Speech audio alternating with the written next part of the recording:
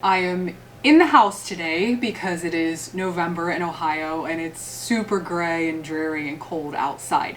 So since it's no fun to be outside today, I decided to do an indoor project. Now this year was my first year growing Luffa Gourds.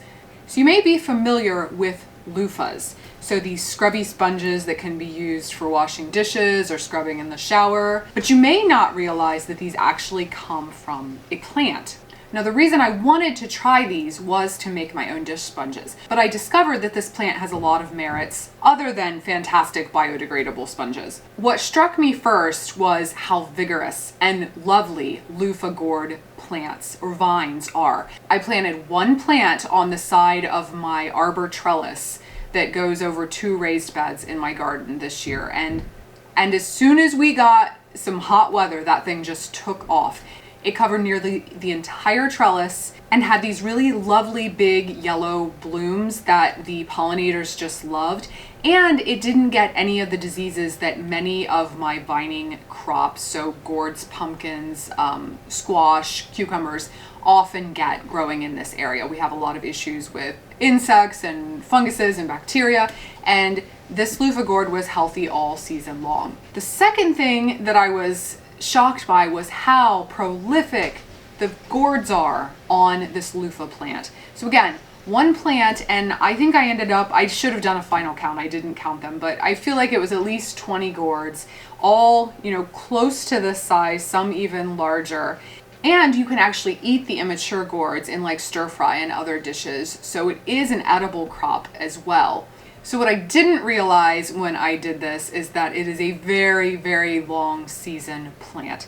So growing here in Ohio, my season is not long enough to let the gourds dry on the vine, which is what they do in many longer season growing areas. I saw several different recommendations as far as how to process the green gourds. So what I ended up doing was just picking them all green after the first frost.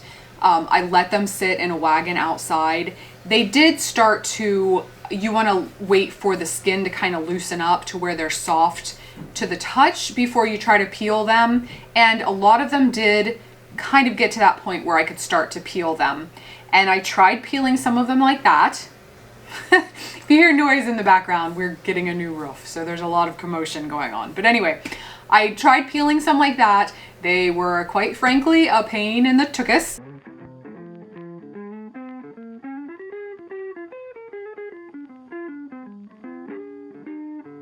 Then I went to some handy dandy gardening groups and folks recommended that I pop the green gourds in the oven at 300 degrees for about half an hour or so and then try peeling them.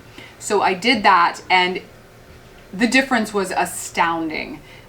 They were so much easier to peel after having been baked for a little while. So I peeled the gourds, got all of the green rind off, and then I let them soak in the sink in a weak bleach water solution. And that was just to sanitize them, and it kind of brightens up the color a little bit. I then rinsed them and squeezed the excess moisture out and popped them in the dehydrator on a low setting until they were completely dry. At that point, I had to get the seeds out. So I found that while some will come out if you shake the gourds, it was actually easier for me just to cut them into the sections that I wanted to use and kind of get in there with a chopstick or a skewer and work the seeds out that way. And then they were ready to use.